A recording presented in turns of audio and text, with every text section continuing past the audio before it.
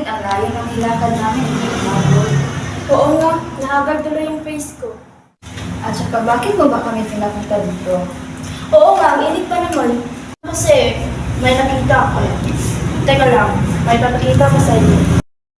Ito nga pala yung libro na nakita ko. Ano yan? No Limit Tangere? Buksan na natin, mukhang galing pa ito sa kanunuan mo. Buksan mo na!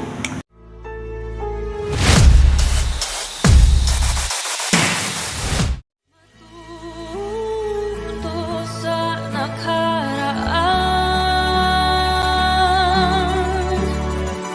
bawat pangyayari may malalaman. Mga aral na dadalhin ko hanggang bukas ng buhay ko. Lahat ng pagsubok ay kakayanin ko. Babaguhin ang buong mundo.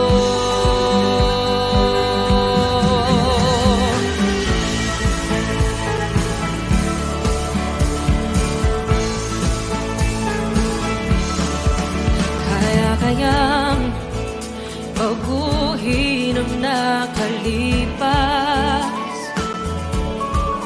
Maiiba kaya.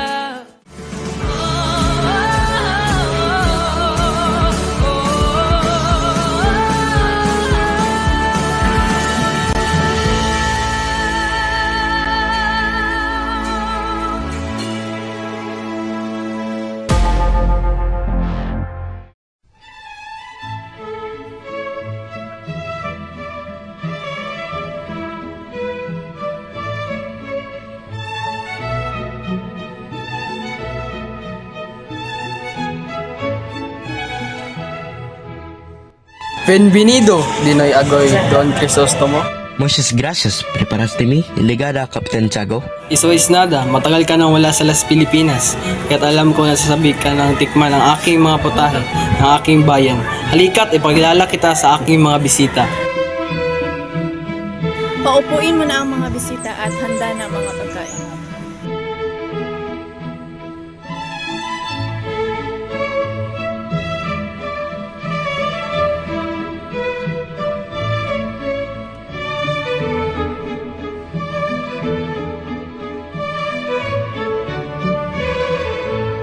Siya si Isabel, ang nag-iisa kong kapatid. Siya naman si Don Tiburcio, isang doktor. At si Doña Victorina, asawa ni Don Tiburcio.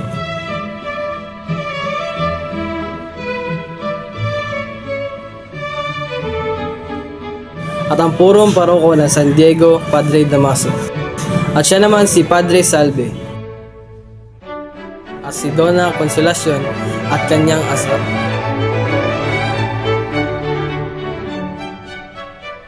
Buenas noches, amigos. At sa matalik kong kaibigan ng aking yamaong ama, Padre Damaso. Ikaw na pala ang anak na nasira sa Rafael Ibarra. Pay mo, marami ka bang natuklasan? Tungkol po saan? Halimbawa, tungkol sa politika at pamumuhay. Ang nakikita ko ay may kasalanan at paghihikayos ng mga bansa ay may tuwirang relasyon sa kanilang kalayaan o pagkakalipid. Ganun ba? Magpaalam na po ako, mga Ginoo at Pinipini. Huwag mo na kayong umalis. Si Maria Clara, si Lucia, si Isabel. Po ako rito bukas bago ako umalis. Ano na? Yan ay kayabangan, hindi matanggap na mapagsalitaan ng kurap. Palagay sa sarili ay edukado. Yan ang epekto ng pagpapadala sa Europa ng mga kabataang Indio.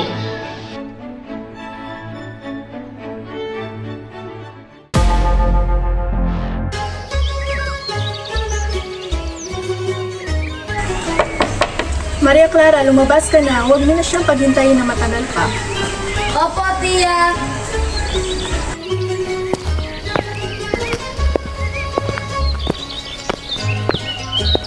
Magandang hapon po, tiya. At aking minamahal Maria Clara de los Santos.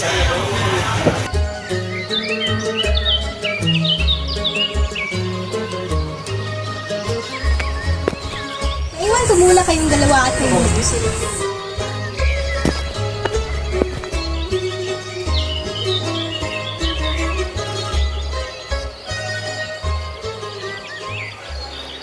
Lagi mo ba akong inaalala?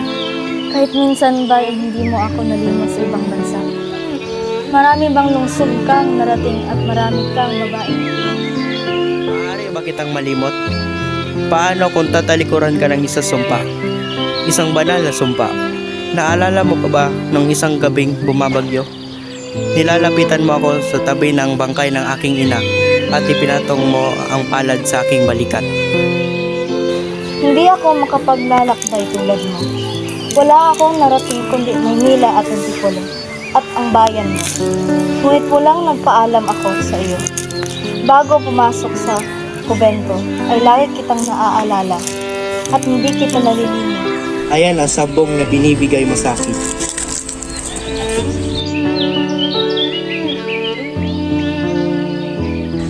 Puwera Nico, yan ay isang sulat lamang sa pamamaalam. Yan ba ang sulat ko nung umalis ako? Mayroon pa po ba kayong ibang sulat sa aking Ginoo? Maaari ko bang malaman kung anong sinulat ko, Riyad? Panay kasinungalingan. Walang kawawa ang mga pagdadahilan. Makinig ka. Babasahin ko, ngunit talaktawan ko ang mga konsuelo para hindi kita masyadong pasakitan.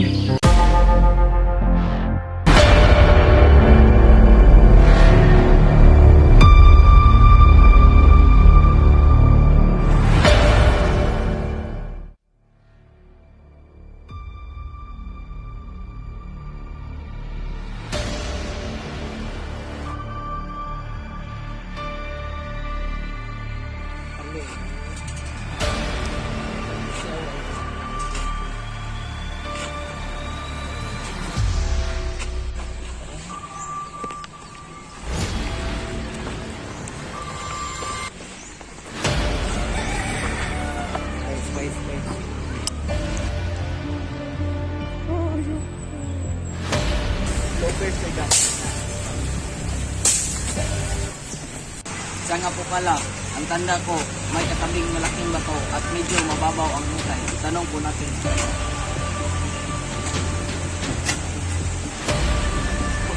Saan? Yung mo bang krus? Alin ba ang libing doon ang may isang krus? Yung po bang krus na pangkit sa dekorasyon at may talinyato? Iyon na nga, Sampaga, Adepa, at Pensamiento. Nasaan ang libing at ang krus? Sinunog ko na po. Sinunog? Bakit nyo naman sinunog? Utos po ng malaking kura. Sinong malaking kura? Yung pong namamalong Padre Garo. Itinuro nyo sa amin. Wala na pong libing na iyon ang patay. Ano pong sabi nyo? Opo, matagal na pong ipinahukay ng malaking kura. At sinunod mo naman, isa kang sawing palad.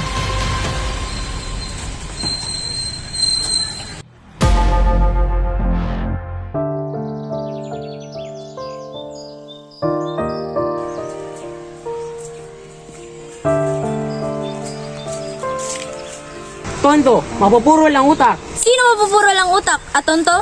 Tama na po yan. Hayaan mo silang magpatayan. Paunmanhin, Doña Victorina, sa kawalang asal ng aking asawa. Ay, Santa Barbara! Kay malas naman namin umasa kami ng sariwang hangin ng aming malalanghap sa aming paglalakad. Ngunit nalanghap namin hindi ka nais-nais. Quizás suela usted mismo, señor. Bacha, senyora. Senyor, marahil ay bumili ka ng maraming damit at pabango para dyan sa babaeng kinakasama mo, para hindi siya mangamoy ng bulok na basura.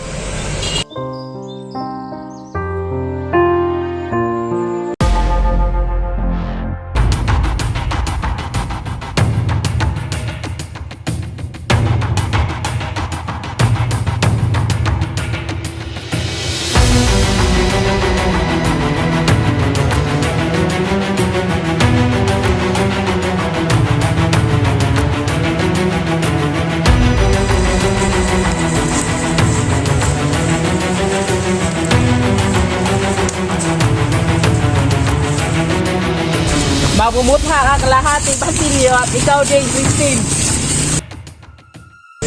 Hindi maniniwala si nanay na magnanakaw ako. Ipapakita ko sa nanay ang mga latay ko. Kung hindi, magsusumbong ang kura. Basilio! Christine!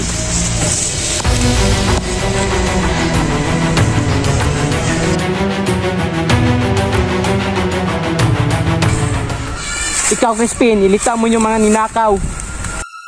Hindi po, hihintayin po kami ng nanay ngayong alas 8. Alas 10 ka na uwi, Basilio. Pero bawal na po maglakad ng alas 9 sa kali. At sino ka para magutos sa akin? Halika dito, Crispin. Kuya, wag mo akong iwan. Papatayin nila ako.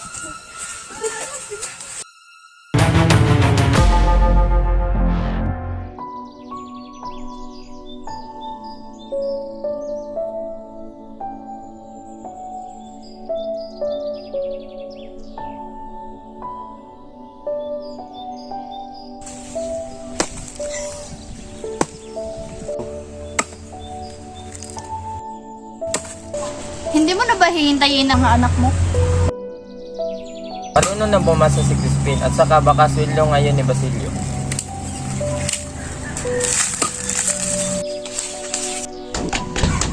Nanay, buksan yung window. Buksan niyo. Anak ko? Ang anak ko? Huwag po kayo mag-alala, inay. Sa kumbento ko si Christine. Sa kumbento? Naiwan sa kumbento? Buhay ba si Crispin? Buhay si Crispin? Naiwan mo siya sa kumbento? Pero bakit may dugo ka sa nauna? Kulog ka ba? Diyos ko! Diyos ko!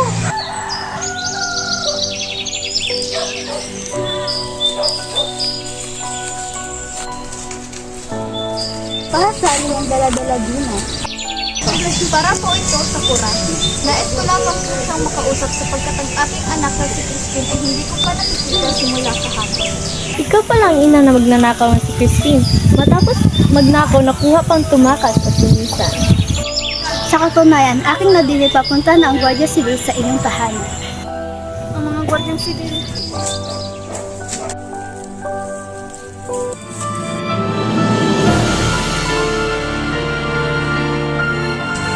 Crispin! Basilio! Nasaan na kayo?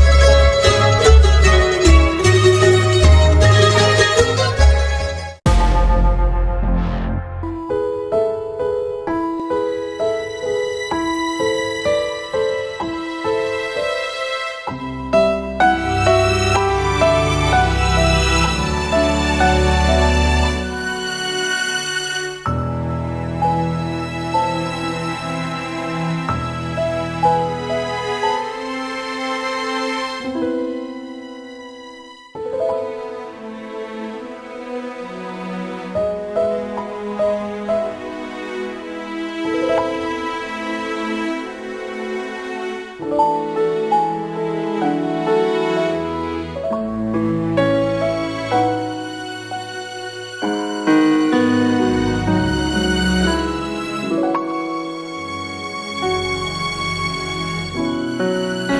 Tiago, siya nga po pala si Don Alfonso Linares de Espadano, kamag-anak ng asawa ni Doña Victorina at inaanak ko. Magandang hapon po, Kapitan Tiago, at sa iyo, Maria Clara. Nais hingin ni Alfonso ang kamay ni Maria Clara. Papayag ka ba rito, Kapitan Tiago? Ako'y papayag, basta alagaan niya lamang ang aking anak. Ayoko po, Ama. Lapis akong tumututol. Si Crisostomo Ibarra ang aking minamahal. At hihintayin ko siya kahit anuman ang mangyari.